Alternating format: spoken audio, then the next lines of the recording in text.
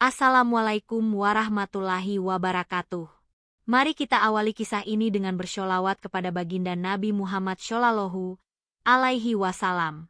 Sahabat Cantika Story, jangan lupa tekan tombol subscribe dan aktifkan lonceng notifikasinya, agar kalian tidak ketinggalan kisah-kisah menginspirasi dan mengharukan lainnya. Kisah ini bukan sekadar tentang cinta, tapi tentang keikhlasan, takdir, dan bagaimana Allah menyusun cerita paling indah untuk hambanya yang sabar. Jangan beranjak, karena kisah ini akan membuka hati dan mata kita tentang makna cinta yang sebenarnya. Alia berdiri mematung di depan gerbang besi tinggi berwarna emas. Rumah besar itu tampak seperti istana. Udara Riyadh yang panas tak sebanding dengan gugupnya dada Alia saat itu. Ia merapikan kerudungnya, lalu mengetuk bel elektronik dengan jari gemetar. Seorang pria tua berjubah putih membuka pintu dan mengangguk ramah. "Ismi Alia min Indonesia," katanya pelan, memperkenalkan diri. Pria itu hanya tersenyum, lalu mempersilahkannya masuk. Ruangan demi ruangan di dalam rumah itu terlihat megah. Langit-langit tinggi, lampu gantung kristal, dan aroma gaharu yang samar menyelimuti udara. Alia mengikuti langkah pria tua itu menuju sebuah kamar yang tertutup. Saat pintu dibuka, di sanalah ia melihat untuk pertama kalinya pria yang akan menjadi majikannya. Khalid, pemuda berusia sekitar akhir 20-an. Wajahnya sangat tampan. Matanya dalam, kulitnya cerah dan bersih. Namun tubuhnya diam di atas kursi roda. Kakunya seperti tak bernyawa dari pinggang ke bawah. Alia menahan napas. Bukan karena takut, tapi karena tak menyangka pria sesempurna itu lumpuh. "Assalamualaikum," ucap Alia dengan suara lembut. Khalid menoleh sekilas, tapi tidak menjawab. Ia hanya menatap jendela, seolah tak peduli siapapun yang datang. Hening. Alia merasa seperti berbicara kepada patung hidup. Tapi ia tahu, pekerjaannya dimulai di sini. Hari-hari pertama sangat canggung. Alia menyiapkan makanan, membersihkan ruangan, dan membantu Khalid dengan perawatan ringan. Namun pria itu tetap diam.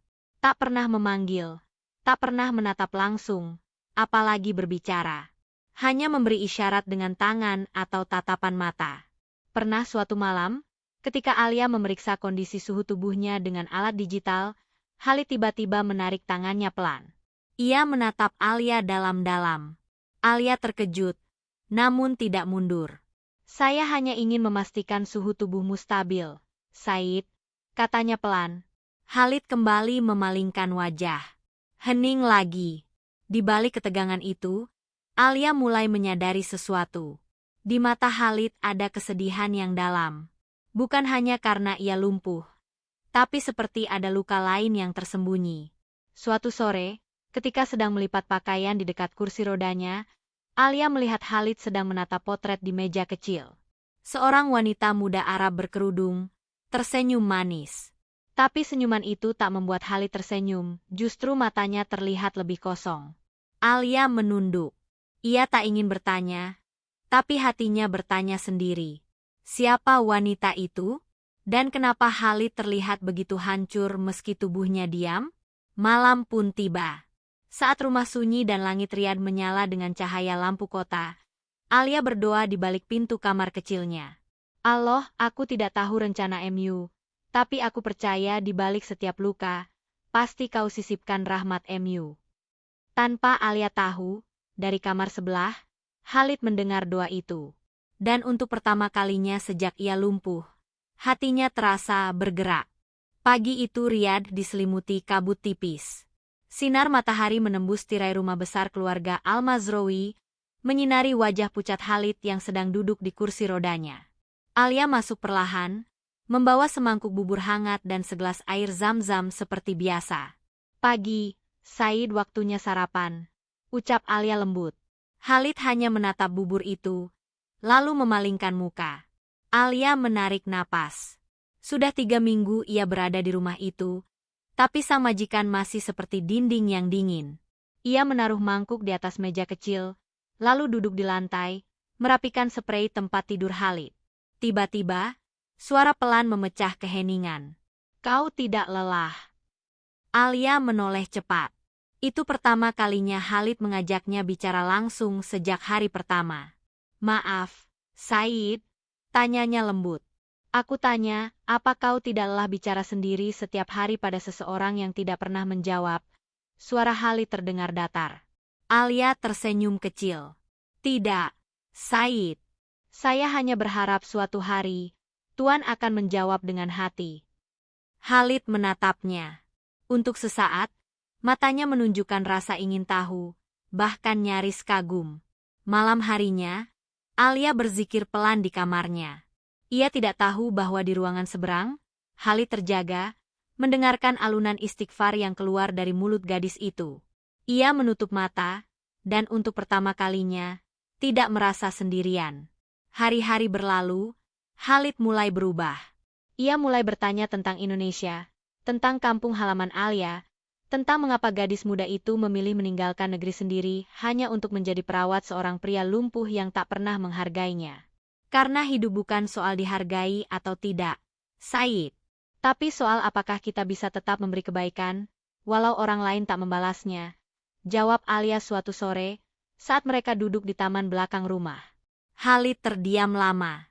Angin sore menyapu rambutnya yang rapi. Ia berkata pelan, "Kau tahu sebelum kecelakaan itu, aku adalah seseorang yang sangat arogan. Semua wanita mengejarku. Semua orang menyenangiku. Tapi saat aku kehilangan kakiku, aku tahu siapa yang benar-benar mencintaiku." Alia menunduk, tak ingin menatap langsung wajah majikannya. Tapi di dalam hatinya, ada sesuatu yang mulai tumbuh. Bukan rasa cinta seperti dalam dongeng, tapi semacam mulas asih yang dalam, seperti hujan pertama setelah musim kering panjang. Malam itu, Khalid memanggil Alia saat semua pelayan lain sudah tidur. "Alia, menurutmu, apakah seseorang yang sudah lumpuh dan hancur seperti aku masih pantas dicintai?" Alia mendekat perlahan, lalu berkata, "Yang dinilai bukan kakimu, Said, tapi hatimu. Dan saya percaya hatimu belum mati." Khalid terdiam lama, lalu menatap langit-langit kamar dengan mata berkaca. Dalam hatinya, kalimat itu seperti cahaya yang menerobos kegelapan bertahun-tahun. Ia tahu, cinta yang sejati bukan yang datang saat dirinya kuat, tapi yang hadir justru saat ia tak bisa berbuat apa-apa. Dan sejak malam itu, Khalid mulai tersenyum. Hari itu langit Riyadh memayungi halaman dengan awan putih yang lembut. Khalid duduk di balkon lantai 2, menikmati udara pagi dengan selimut tipis di atas pahanya yang tak lagi terasa. Alia mendampinginya seperti biasa, membawakan teh mint dan kurma manis kesukaannya. "Kau tahu, Alia," ucap Khalid tiba-tiba. "Dulu aku membenci pagi. Karena itu artinya aku harus menghadapi kenyataan bahwa aku tidak bisa berdiri lagi." Alia meletakkan cangkir di meja kecil. "Dan sekarang, Said?" Khalid tersenyum kecil. "Sekarang aku menantikan pagi. Karena aku tahu, akan ada seseorang yang menatapku dengan mata yang tidak pernah mengasihani." Alia terdiam. Pipinya memanas. Ia tahu maksud Khalid, tapi ia memilih menjaga jarak. Waktu berjalan. Hubungan antara Khalid dan Alia semakin dalam. Tanpa kata cinta, tanpa sentuhan, hanya kehadiran yang terasa cukup. Suatu hari, datang seorang tamu wanita muda berpakaian mahal. Wajahnya cantik, tubuhnya tinggi, dan aroma parfumnya memenuhi ruangan. Ia adalah Rania, mantan tunangan Khalid. Keluarga Rania datang membawa maksud, ingin menjodohkan kembali. Khalid memandang Alia dari kejauhan, lalu berkata dengan nada datar, "Dulu aku mencintaimu, Rania, sebelum kau meninggalkanku saat aku terjatuh." Rania tersenyum sinis. "Aku hanya realistis. Khalid, kau tidak bisa memberiku kehidupan yang sempurna seperti dulu." Alia berdiri di balik pintu, mendengar semua percakapan itu. Ia ingin pergi, tapi kakinya membeku. Khalid menatap Rania dengan tatapan yang tajam namun tenang. "Tapi aku justru menemukan kehidupan yang lebih sempurna dari seseorang yang tidak meminta apapun dariku. Ia hanya hadir, dan itu cukup membuatku hidup kembali." Rania terdiam. lalu pergi dengan wajah merah dan suara tumit tinggi menghantam lantai. Setelah Rania pergi, Khalid meminta Alia menemaninya ke taman. Di bawah pohon kurma kecil, mereka duduk berdua. Udara senja membawa rasa tenang, tapi jantung Alia berdegup lebih cepat dari biasanya. "Kau mendengar semua tadi?" tanya Khalid pelan. Alia mengangguk. "Maaf, saya tidak sengaja." Khalid menghela napas panjang. "Aku tidak tahu apakah pantas atau tidak, tapi sejak kau datang, aku merasa diriku bukan beban lagi." Alia menunduk. Jari-jarinya menggenggam kerudung di pangkuan. "Kalau suatu hari aku mengatakan sesuatu yang mungkin mengubah hidupmu, apakah kau akan pergi?" Alia menoleh. Matanya menatap mata Khalid yang tenang. "Saya datang karena Allah. Saya bertahan karena Allah. Dan saya tidak akan pergi, kecuali Allah yang memisahkan." Khalid menutup mata. Kalimat itu masuk ke dadanya seperti air jernih di gurun. Ia tahu, hatinya yang lama beku, kini mulai bergetar. Malam mulai turun di kota Riyadh. Langit tampak lebih kelabu dari biasanya, dan angin yang bertiup membawa hawa dingin yang pelan tapi tajam. Di dalam kamar besar itu, Alia tengah merapikan obat-obatan di rak kecil ketika Khalid tiba-tiba berkata dengan suara parau. "Alia, malam ini aku ingin kau dengar sesuatu. Tapi jangan potong, biarkan aku selesaikan dulu." Alia menghentikan tangannya, lalu duduk di kursi dekat tempat tidurnya. Lampu ruangan dibiarkan temaram. "Aku tumbuh sebagai anak tunggal dalam keluarga yang terlalu sempurna di mata orang lain," ujar Khalid, memandangi langit-langit. "Tapi sejak kecil, aku merasa sendiri. Ayah selalu sibuk. Ibu terlalu bangga pada citra keluarganya. Aku hidup dikelilingi uang, bukan kasih sayang." Suara Khalid mulai bergetar. "Saat aku jatuh cinta pada Rania, aku pikir aku sudah menemukan tempat pulang. Tapi semua itu runtuh saat kecelakaan itu terjadi. Mobilku terbalik di jalan tol, dan aku sadar di rumah sakit dengan separuh tubuh tak lagi bergerak. Rania hanya menangis sehari. Hari ketiga, dia tak datang lagi." Alia menatap Khalid tanpa berkata apapun. Ia tahu, ini bukan saatnya memberi nasihat, hanya mendengar. "Aku mulai membenci semua orang, termasuk diriku sendiri. Aku menolak fisioterapi, menolak bicara. Aku menolak kehidupan. Sampai kau datang." Alia, gadis desa yang bahkan tidak tahu caranya bersikap seperti pelayan istana. Mereka berdua tertawa kecil. Sebuah kehangatan singgah di antara dua jiwa yang terluka. Tapi justru dengan ketidaksempurnaan itu, aku merasa hidup kembali. "Kau merawatku seperti saudara, seperti sahabat, kadang seperti seorang istri yang tulus mencintai walau tak meminta apa-apa." Alia menunduk dalam. Hatinya bergetar hebat. "Said, saya hanya ingin menjalani amanah. Tapi saya tak bisa bohong, saya juga merasa berubah sejak bertemu Tuan. Ada sesuatu yang tak bisa saya jelaskan yang tumbuh setiap hari, seperti benih yang tak tahu kapan ditanam." Khalid mengangguk pelan. Wajahnya tenang, namun matanya memerah. "Jika aku bukan seorang Al-Mazraoui, jika aku hanya lelaki biasa, lumpuh dan tanpa warisan, apakah kau masih akan berada di sisiku?" Alia menjawab tanpa ragu. "Jika bukan karena iman, saya tak akan datang ke rumah ini. Tapi karena saya percaya, Allah tidak mempertemukan dua orang tanpa alasan. Saya tetap di sini bukan karena nama, bukan karena harta, tapi karena rasa dan doa." Khalid menutup mata, menahan air mata yang nyaris jatuh. Malam itu, mereka tidak mengatakan cinta. Tapi sunyi yang menyelimuti ruangan itu berkata lebih banyak dari ribuan kata. Dan di balik tirai malam Riyadh, Allah sedang menulis babak baru dalam takdir dua insan yang saling menyembuhkan luka.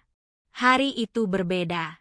Udara Riyadh terasa lebih hangat, dan suasana rumah keluarga Al-Mazraoui tampak lebih sibuk dari biasanya. Alia bangun pagi-pagi, karena para pelayan lain mondar-mandir membawa bunga, makanan, serta kain-kain putih yang tertata rapi di ruang tengah. "Apakah ada perayaan, Said?" tanya Alia sambil menyuapi Khalid di balkon. Khalid hanya tersenyum samar. Mungkin. Tapi bukan seperti yang kau bayangkan. Alia mengernyit, lalu tak bertanya lagi. Ia tahu, jika waktunya tiba, Khalid akan bicara. Tapi ada sesuatu yang berbeda di wajah pria itu. Seperti ada cahaya yang selama ini tersembunyi, kini mulai menyala. Sore harinya, Alia dipanggil ke ruang tamu. Ia berjalan pelan, mengenakan gamis abu lembut dan kerudung putih sederhana. Di dalam ruangan itu, ayah dan ibu Khalid telah duduk dengan wajah penuh wibawa, sementara Khalid di kursi rodanya mengenakan gamis putih bersih dan surban ringan di kepalanya. Alia berdiri di ambang pintu. Hatinya berdebar. Khalid memanggil pelan. Alia, mendekatlah. Alia melangkah dengan pelan. Di depan orang tua majikannya, ia menunduk sopan. Kami tidak akan berlama-lama, ujar ayah Khalid, suaranya dalam dan tenang. Anakku, Khalid, ingin mengucapkan sesuatu yang penting. Dan kami hanya menjadi saksi. Khalid menatap Alia. Mata mereka bertemu. Kali ini, bukan sekadar antara majikan dan pembantu. Tapi antara dua jiwa yang pernah terluka, dan kini ingin sembuh bersama. Alia, ucap Khalid pelan, aku tidak bisa berdiri, tidak bisa membawamu terbang ke tempat indah, tidak bisa menari bersamamu di pesta-pesta. Tapi aku bisa berjanji untuk mencintaimu dalam doa, menjagamu dalam kelemahan, dan mengangkatmu tinggi dalam ibadahku kepada Allah. Air mata Alia menggenang. Hatinya terasa bergetar hebat.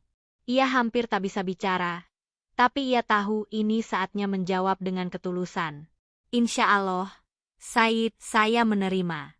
Bukan karena kasihan, tapi karena saya merasa Allah menitipkan hati saya untuk Tuan sejak pertama kali saya melangkah masuk rumah ini. Ibunda Khalid menutup mulutnya menahan haru, sementara sang ayah menunduk dengan hikmat. Tak ada tepuk tangan, tak ada gemerlap, hanya lantunan pelan sholawat dari bibir para pelayan yang ikut menyaksikan. Lamaran itu terjadi tanpa suara mewah, tapi menyentuh seluruh langit. Dan malam itu, untuk pertama kalinya sejak kecelakaan itu, Khalid menangis. Tapi bukan karena sakit melainkan karena ia sadar, cinta sejati itu tidak butuh kaki untuk berjalan. Ia hanya butuh hati, yang tetap hidup meski tak bisa berlari. Pagi itu, Mentari Riyad muncul malu-malu dari balik tirai langit. Udara hangat menyelimuti halaman rumah keluarga Al-Mazraoui yang tampak lebih tenang dari biasanya. Tidak ada pesta megah, tidak ada musik atau hingar-bingar, hanya lantunan ayat suci Al-Quran yang mengalun pelan dari speaker kecil di ruang tengah. Alia duduk di ruang belakang, mengenakan gaun putih sederhana yang disiapkan oleh ibunda Khalid sendiri. Gaun itu tidak mewah, tapi suci. Wajah Alia terlihat tenang, tapi jantungnya berdetak cepat. Seorang wanita Indonesia yang dulunya hanya ingin mengirim uang ke kampung kini akan menjadi istri seorang pria Arab, putra pengusaha kaya raya, meski sang pria tidak mampu berdiri menyambutnya di altar. Di ruangan lain, Khalid duduk dalam balutan gamis putih, wajahnya tampak bercahaya. Seorang syaikh tua memimpin akad nikah dengan suara tenang dan dalam. Orang tua Khalid duduk di sisi, saksi dan kerabat terbatas hadir dengan pakaian sederhana namun penuh hikmat. Ketika ijab kabul diucapkan, suara Khalid terdengar tegas meski pelan. Saya terima nikahnya Alia binti Mahfudz dengan mas kawin 50 gram emas dibayar tunai. Tangis ibunda Khalid pecah pelan. Sementara itu, Alia menunduk, air matanya jatuh, membasahi tangan yang menggenggam tasbih kecil warisan ibunya. Setelah akad selesai, Khalid meminta sesuatu yang mengejutkan semua orang. Aku ingin sujud syukur bersama istriku. Pelan-pelan, dengan bantuan dua orang pelayan dan sandaran khusus, Khalid diturunkan dari kursi rodanya ke atas sajadah. Ia tidak bisa sujud sepenuhnya, tapi tubuhnya menunduk rendah dengan penuh usaha. Di sampingnya, Alia langsung ikut bersujud. Dua insan yang berbeda dunia, kini bersatu dalam sujud. Dalam kesederhanaan, dalam keterbatasan, tapi juga dalam keikhlasan yang penuh cinta. Setelah sujud itu, Khalid menatap istrinya. Alia, aku tidak bisa menjanjikan dunia, tapi aku ingin rumah tangga kita menjadi jalan menuju surga. Alia menjawab dengan suara bergetar, "Cukuplah Allah menjadi saksi kita, Said. Aku bersamamu bukan karena aku ingin bahagia, tapi karena aku ingin lebih dekat kepadanya bersamamu." Hari itu, tidak ada sorotan kamera, tidak ada pesta besar. Tapi para malaikat di langit mencatat janji suci dua hati yang dipersatukan oleh kehendak Allah. Dan begitulah, seorang pria kaya yang lumpuh, dan seorang gadis Indonesia sederhana yang hanya ingin bekerja, kini telah menjadi suami istri. Bukan karena kebetulan, tapi karena takdir yang Allah tulis dengan cara paling halus dan penuh keajaiban. Sudah 2 bulan sejak akad nikah itu berlangsung. Rumah besar keluarga Al-Mazroui kini tak lagi sunyi.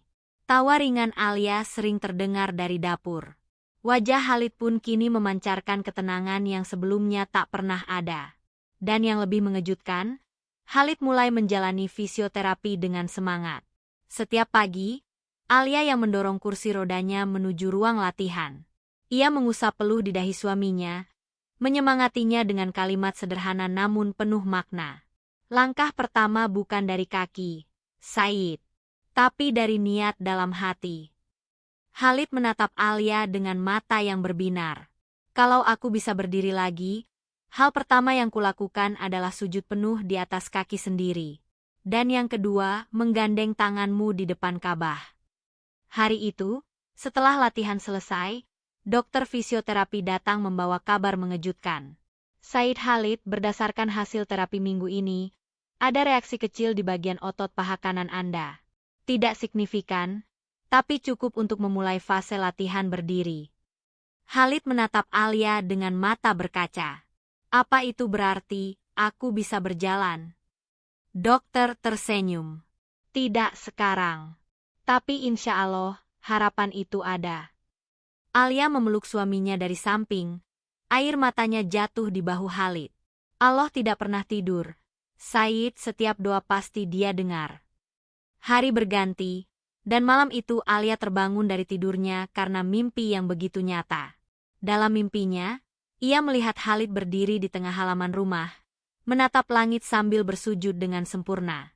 Ia menangis dalam mimpinya. Keesokan paginya, saat mereka duduk di taman, Khalid berkata lirih, "Alia, aku ingin mengajakmu pulang ke desamu. Aku ingin melihat rumah tempatmu tumbuh, melihat orang tuamu, dan meminta restu mereka, karena kau telah menjadi bagian dari hidupku." Alia membeku sejenak. Ia tak menyangka permintaan itu keluar dari suaminya. Tapi yang lebih menggetarkan adalah tekad di mata Khalid. Seolah ia ingin membayar semua kebaikan Alia, bukan dengan harta tapi dengan ketulusan. Dan hari itu, tepat sebelum waktu zuhur, terjadi sesuatu yang membuat seluruh penghuni rumah meneteskan air mata. Dengan bantuan 2 pelayan dan alat penyangga, Khalid berdiri perlahan di atas kedua kakinya. Lututnya gemetar, tubuhnya belum stabil, tapi ia berdiri dan matanya menatap lurus ke arah kiblat. Allahu Akbar, ucapnya lirih. Lalu ia sujud. Penuh. Sempurna. Tidak ada yang bisa menahan tangis. Alia jatuh berlutut di sampingnya, menangis dalam diam. Ia menyaksikan sendiri bagaimana Allah menunjukkan kuasanya. Pria yang lumpuh itu kini sujud, bukan hanya dengan hati, tapi dengan tubuh yang kembali diberi kehidupan. Sahabat Cantika Story. Begitu indah ketika kita menyaksikan kisah cinta yang tumbuh bukan dari harta, bukan dari fisik yang sempurna, tapi dari kesabaran dan keikhlasan. Alia datang ke negeri asing dengan niat menghidupi keluarga, tapi Allah menulis takdir lebih indah untuknya. Ia tidak menemukan kemewahan, tapi menemukan suami yang mencintainya karena Allah. Ia tidak mencari cinta, tapi cinta datang lewat luka, dan luka itu sembuh karena ketulusan hati. Khalid yang dulu lumpuh dan terpenjara oleh kesepian, akhirnya bisa berdiri bukan hanya dengan kakinya, tapi dengan jiwanya. Bukan kekayaan yang membuatnya bangkit, tapi doa dari istri sederhana yang tak pernah menyerah mendampinginya. Sungguh, ketika cinta bersandar pada dunia, ia akan rapuh. Tapi jika cinta bersandar pada Allah, ia akan kokoh walau dihantam badai. Berapa banyak dari kita yang menilai orang dari penampilannya, dari kekayaannya? Tapi lihatlah, Pria yang tak bisa berjalan justru yang paling mampu menyentuh hati seorang wanita dengan caranya yang tulus. Semoga kisah ini mengajarkan kita bahwa cinta yang benar tidak butuh alasan. Ia hanya butuh iman. Dan setiap keajaiban hanya menunggu waktu untuk diturunkan bagi mereka yang bersabar dan bertawakal kepada Allah. Mari kita jaga cinta kita. Bukan dengan janji-janji manis, tapi dengan doa. Bukan dengan kata-kata indah, tapi dengan kesetiaan di saat suka maupun duka. Terima kasih sudah menyimak kisah ini hingga akhir. Jangan lupa sholawat untuk Nabi Muhammad Shallallahu Alaihi Wasallam. Dan jangan lupa untuk subscribe channel Cantika Story, agar kamu tidak ketinggalan kisah inspiratif lainnya. Sampai jumpa. Wassalamualaikum warahmatullahi wabarakatuh.